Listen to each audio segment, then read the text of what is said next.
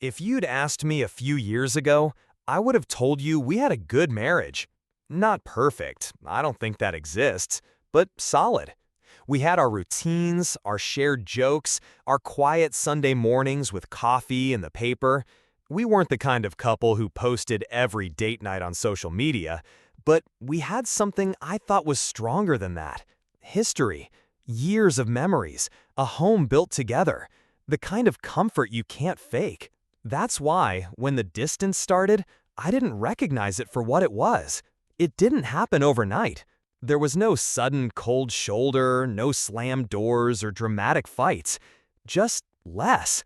Less talking at dinner, less laughing at the dumb shows we used to watch, less reaching out for my hand on the couch. At first, I told myself it was just life getting in the way. Work stress, bills, fatigue. We'd bounce back like we always had. But somewhere along the line, the absence became the norm. Weeks would pass without more than a quick kiss on the way out the door. She started staying up later than me, saying she wasn't tired yet, glued to her phone in the living room while I went to bed alone.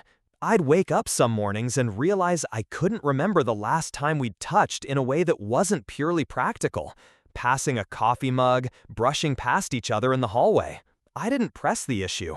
Maybe that was my first mistake. I figured if something was wrong, she'd tell me. And if she didn't, maybe it wasn't my place to push. I convinced myself that all couples go through dry spells, that wanting more made me selfish. So I waited. I kept waiting. I didn't know it then, but the quiet space between us was already being filled. Just not by me. It happened on an ordinary Wednesday evening. We'd just finished dinner, a quick pasta and salad I'd thrown together, because she said she wasn't in the mood for anything heavy. She was rinsing her plate at the sink, and I was standing by the counter drying my hands, when she said, almost casually, "I don't really feel desire anymore." I froze for a second, towel in my hands, trying to process the words. The tone was so matter-of-fact, like she was telling me we were out of paper towels. "What do you mean?" I asked. But even as I said it, I could hear the stiffness in my own voice. She kept her eyes on the sink. "It's not about you," she said. "It's just me. I don't really feel that way lately. I don't think it's something we can force." I nodded slowly, even though every part of me was tightening. I didn't want to sound needy or confrontational, so I said something safe, something stupid. "Okay, I understand." But I didn't understand. Not really. It wasn't just the words, it was the ease with which she said them. No apology, no sadness in her tone, just a statement of fact, like it had already been decided somewhere in her mind long before it reached her lips. For the rest of the night, we moved around each other like polite strangers. She went to the couch with her phone, scrolling endlessly, screen light washing over her face. I sat in the bedroom, pretending to watch TV, hearing the occasional faint sound of her laugh. Not the kind of laugh she used to share with me, but a sharper, quieter one, like it belonged to someone else. Over the next few days, I found myself shrinking back in small ways. I stopped reaching for her hand when we walked past each other, stopped making light touches on her back when I passed behind her in the kitchen. If she didn't feel desire anymore, I didn't want to make her uncomfortable. But the more I pulled back, the more it felt like she was already somewhere I couldn't follow. The space between us wasn't just emotional anymore. It was physical, tangible, like an invisible wall had been slid into place. I told myself to be patient. Maybe she was stressed. Maybe it was hormones or depression or something neither of us could name yet. But deep down, a different thought had already begun to whisper in the back of my mind. If she didn't feel desire anymore, then why did it feel like she was holding it so tightly, like it was just being kept out of my reach? After that night, something in me shut down. I didn't announce it, I didn't make a scene. I just stopped trying. If she wasn't interested, I wasn't going to beg. I focused on work, on small projects around the house, on anything that would keep me busy enough to avoid the awkwardness that had started to seep into every corner of our life. At first, it seemed like she didn't even notice. If anything, she seemed relieved. She stopped making those forced little pecks on the cheek before bed, stopped saying, "I'm tired," as an automatic shield when I brushed against her arm. She could stay in her own bubble now without me knocking on the door. But in giving her space, I started to see things I hadn't before. Like how her phone was suddenly always with her, not just in her pocket or on the coffee table, but physically in her hand. She'd take it with her to the bathroom, set it face down when she put it on the counter, and tilt the screen away from me without even realizing she was doing it. Her evenings changed too. She started needing fresh air after dinner, taking short walks around the neighborhood with her headphones in. She'd come back with her cheeks flushed, smiling faintly to herself like she was carrying a pleasant thought she had no intention of sharing. Then there were the little upgrades: a new blouse for work, perfume she hadn't worn in years, a fresh manicure that didn't seem to match her usual low-maintenance style. I told myself she was just taking better care of herself, maybe trying to feel better in her own skin. But paired with everything else, it had a different weight to it. Still, I said nothing. If you've been with someone long enough, you know the difference between asking a question and asking a question. If I brought it up now, she'd see it as an accusation, and I wasn't ready to hear the answer I was afraid of. So I stayed quiet, watching, pulling further into myself. And in that quiet, I started to see just how far apart we drifted. Far enough that I was beginning to wonder if I was already outside the orbit of her life, watching from a distance as she revolved around something else entirely. It happened on a Saturday morning, one of those slow, lazy ones where neither of us had anywhere to be. She'd gone out for a quick grocery run, leaving her phone charging on the kitchen counter. That in itself was unusual. Lately, it had been glued to her hand. I didn't think much of it at first. I was making coffee when it buzzed. Normally, I wouldn't even glance, but the screen lit up at the same time I happened to turn my head. The preview of the message was impossible to miss. "Last night was amazing. Still can't stop thinking about you." My stomach tightened instantly, a physical knot that felt like it was tying itself higher and higher in my chest. For a moment, I just stood there, frozen, the coffee maker gurgling behind me. My first thought wasn't even about what the message meant. It was the name attached to it. I didn't recognize it. Not a coworker, not a friend, just a single first name I'd never heard her say before. I didn't touch the phone. I didn't scroll or swipe. That one line was enough to split something wide open inside me. I kept telling myself, you don't know the context, it could be innocent, you need more. But the voice in my head was quieter than the pounding in my ears. When she came back 20 minutes later, I was still at the kitchen counter, pretending to read the news on my tablet. She didn't seem flustered or hurried. She just set the bags down, kissed me on the cheek, and started unpacking the groceries like nothing had happened. But now I was watching her differently. The way she hummed to herself while stacking canned goods, the way her phone disappeared into her back pocket the moment she unplugged it from the charger, the way her smile lingered just a fraction of a second too long when she looked at whatever popped up on her screen. I didn't say a word, not that morning, not that afternoon. I knew myself well enough to know that once I asked about it, there'd be no going back. And I wasn't going to walk into that conversation unprepared. So instead, I filed the name away in my mind. I told myself that if there was more to find, I'd find it. Quietly, carefully, without giving her the satisfaction of knowing she'd rattled me. Because whatever last night had been for her, I was going to find out exactly who she'd shared it with. Once you see the first loose thread, you can't stop noticing where it runs. That single name sat in the back of my mind like a stone in a shoe. Every time her phone buzzed, every time she smiled at a screen, I thought of it. And because I didn't recognize it from any part of her life with me, I knew it belonged to a part she'd kept separate. I didn't start with her phone. I wasn't ready to cross that line yet. Instead, I paid attention to her stories. She'd mentioned staying late for a project, but her description of the work was vague, almost rehearsed. She'd say she was going to meet a couple of friends, but never name them, and always leave after changing into clothes that looked more suited for a date than a casual night out. I started jotting things down in a notebook I kept in my desk drawer. Dates, times, excuses she gave, even small details like what she wore or what bag she took.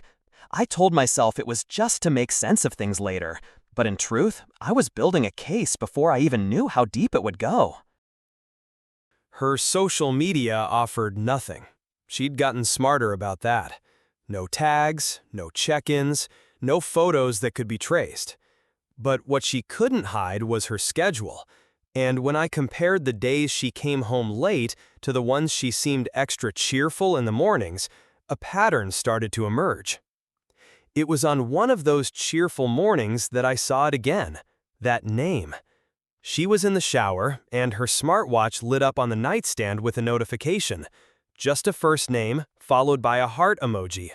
No message preview this time, but it didn't matter. My pulse quickened anyway. That night, while she sat on the couch with her headphones in, I searched the name online. It wasn't common, and after a few pages, I found him. Public profile, smiling in most of his pictures, a little too polished. Mutual friends with one of her old coworkers. I didn't click follow, didn't leave a trace, but I memorized the face. I didn't feel rage yet, just a cold clarity settling in. Whatever she was telling herself, this wasn't nothing. And if I was going to confront her, I wasn't walking in with, "I saw a message." I was going to walk in with the kind of truth that couldn't be spun into a lie. That meant patience. That meant pretending not to notice the extra perfume, the longer showers before she went out, the way she kept her phone screen angled away from me. And as hard as it was, it meant looking her in the eye every day and acting like I believed her, because I needed her to keep believing I didn't know. There's a moment when suspicion turns into certainty, but you still need proof. That was where I found myself, holding the knowledge like a live wire in my chest, knowing if I touched it too soon, it would burn everything down before I was ready. I started small. An old dash cam I'd bought years ago for a road trip went into my car again, this time pointed in such a way that it caught my driveway. I wasn't waiting for a crime scene, I just wanted timestamps. The night she claimed to be working late, I noted the exact time she came home. Next came the bank statement. We had separate personal accounts, but one shared card for household expenses. I started checking the online statement once a week, scrolling through charges. Dinner at places we'd never been to together, bars across town from her office, small purchases at boutique shops she'd never mentioned. I didn't confront her when I found these things. I didn't even let my expression change. Instead, I started printing things. Statements, screenshots, even weather reports for certain nights. It sounds obsessive now, but at the time, it felt like building a shield. The real breakthrough came from something almost laughably simple: location history. One night, after she went to bed early, I remembered her smartwatch synced to the same cloud account as our shared tablet. I opened the fitness app, heart pounding, and there it was, her route from earlier that evening. Not to her office, not anywhere near the friend she'd claimed to visit. A straight line to an address I didn't recognize, then back again 3 hours later. I searched the address. It was an apartment complex. The tenant listings weren't public, but I didn't need them. I already had a face and a name.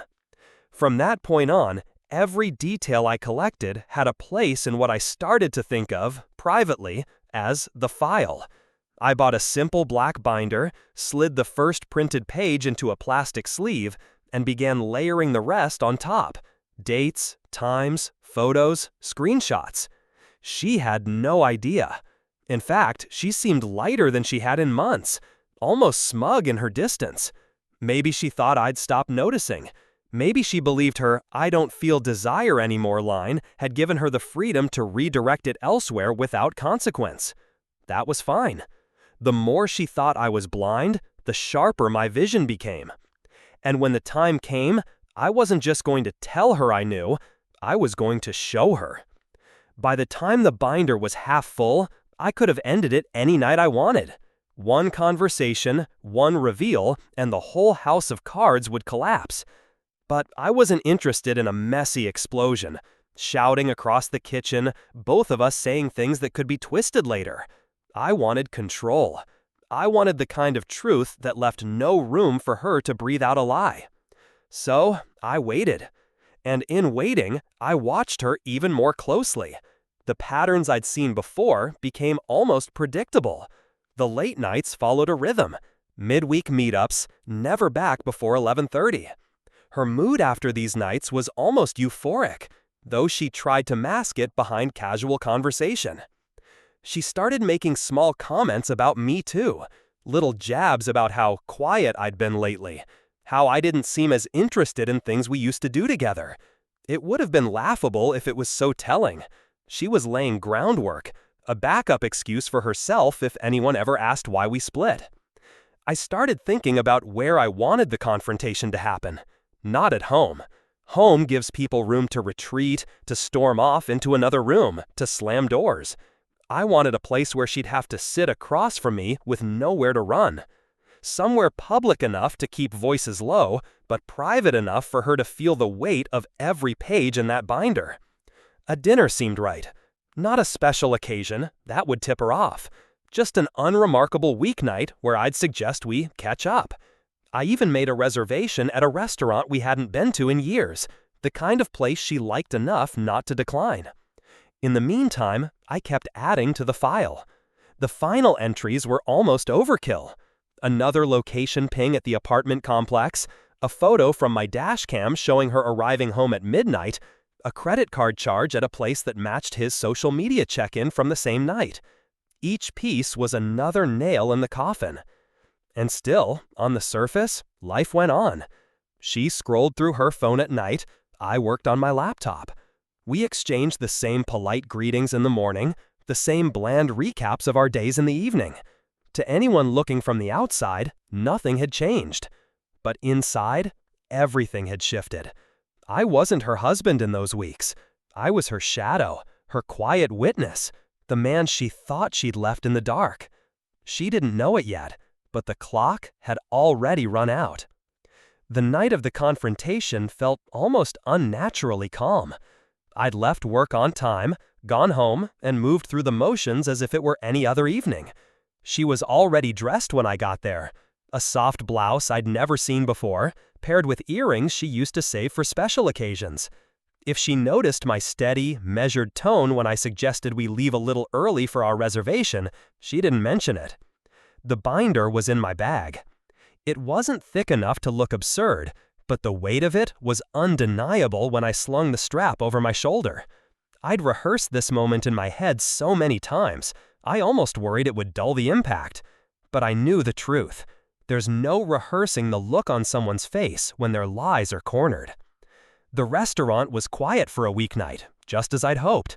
Dim lighting, the faint hum of conversation from a few other tables, the kind of background music that makes you lean in slightly to hear each other. We were led to a corner booth. Perfect. No one behind her, just the wall. She wouldn't see what was coming until I put it directly in front of her. For the first 15 minutes, I played my part. We talked about work. I asked about her week. She answered smoothly, smiling in that way she'd practiced for months, the same way you'd talk to a coworker you didn't particularly like but had to keep civil. I even nodded along, pretending to listen, while my mind was on the zipper of my bag. She ordered wine, I stuck with water. I wanted my head clear.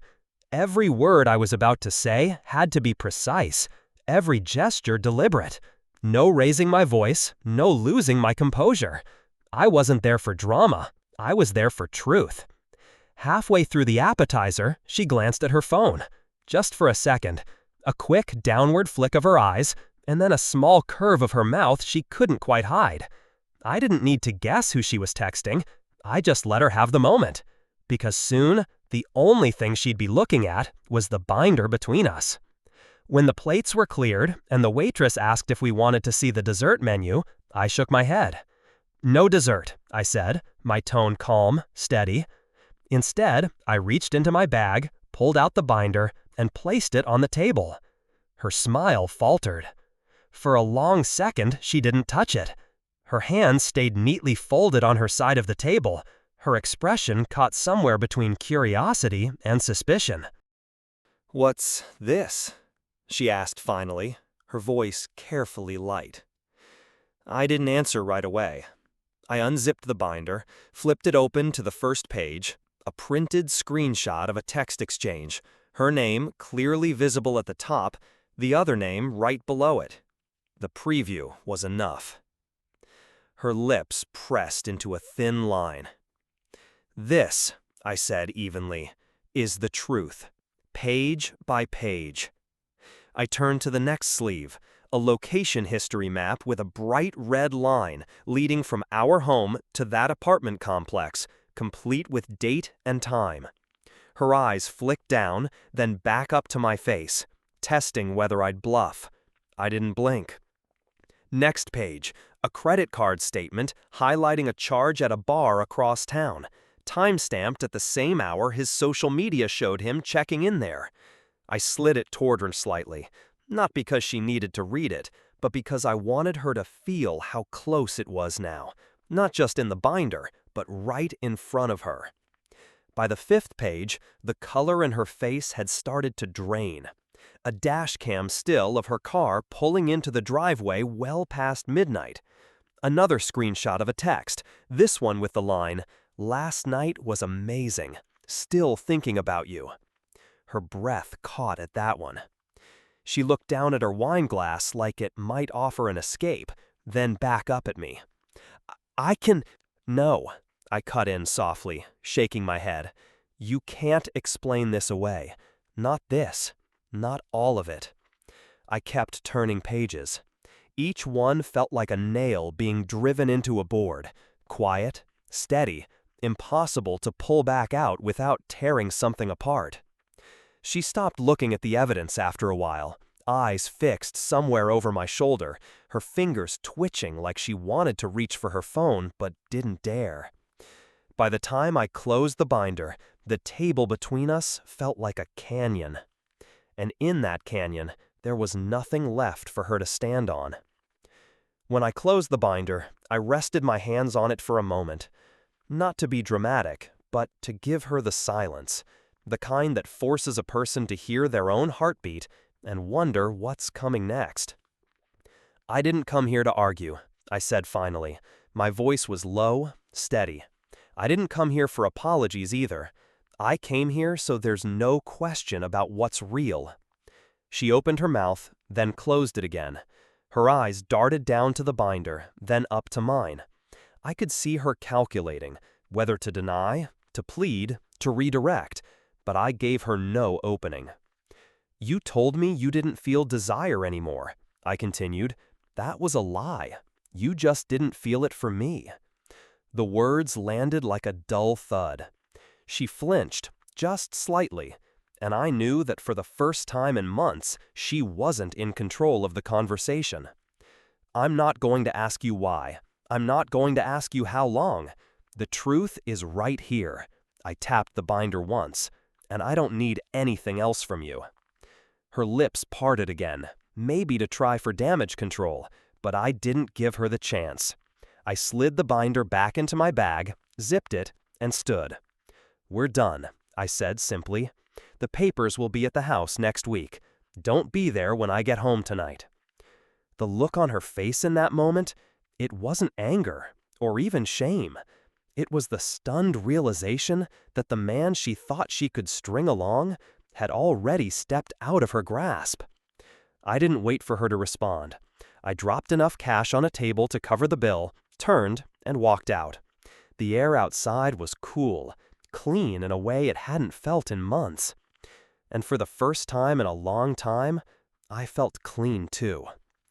When I pulled into the driveway that night, the lights inside were off. I sat in the car for a minute, engine ticking as it cooled, staring at the dark windows. There was no extra car in the driveway, no sign she'd ignored what I told her. Inside, the silence was almost physical. Her shoes were gone from the rack by the door. The sweater she always left draped over the arm of the couch wasn't there. In the bedroom, her side of the closet was stripped bare, hangers rattling lightly as I pushed them aside. She hadn't taken everything, not yet, but she'd taken enough to make her absence feel permanent. The bathroom counter was empty of her lotions and bottles. The nightstand drawer where she kept her book was ajar and hollow. I walked through the house slowly, not looking for anything in particular. It felt like moving through a set after the actors had gone home. All the shapes were there, but none of the life. I ended up in the kitchen, leaning against the counter, just listening to the hum of the refrigerator. For months, that space between us had been filled with tension, suspicion, and unanswered questions. Now, it was filled with nothing at all. And somehow, that nothing was easier to breathe in. I didn't pour a drink, didn't turn on the TV. I just stood there, letting the quiet settle around me. There was no anger burning through me, no urge to call her and demand one last explanation. I'd seen everything I needed to see. And in that stillness, I realized something. The silence I'd been living in before had been toxic, heavy with the weight of lies. This silence was different. This silence was mine. I slept that night with the window open, the cool air drifting in. For the first time in months, I didn't wake up in the dark wondering where she was or who she was with. I knew exactly where she wasn't. People think the most painful endings come with shouting, door slamming, words you can't take back. But I learned it's not the noise that hurts the most. It's the quiet. Silence can be a weapon. I'd felt it from her for months before I knew the truth. It was in the way she walked past me without looking, the way she let my touch fall away without returning it, the way she filled her life with everything but me. That silence chipped away at me far more than any single argument could have. When I confronted her, I chose silence on purpose. No screaming, no begging, no speeches about betrayal. Just the facts laid out, page by page, and then the absence of anything she could argue against. I saw in her eyes how much it cut, because I wasn't fighting for her. I was already gone. In the weeks that followed, friends asked if I felt relief, or anger, or sadness. The truth is, I felt all of them in fragments, but mostly, I felt clarity. I'd spent too long trying to make sense of her distance, twisting myself into smaller shapes so she wouldn't feel pressured. In the end, she'd already been giving herself to someone else, and I had been giving myself to a ghost. If there's anything I learned, it's this. When someone tells you they've lost desire, believe them. Just don't assume it's gone altogether, only that it's no longer yours to receive. I moved on quietly, the same way I ended it. And when I think of her now, I don't picture the nights she was with him or the lies she told. I picture that binder on the table between us, and the moment she realized the silence wasn't something she controlled anymore. It belonged to me.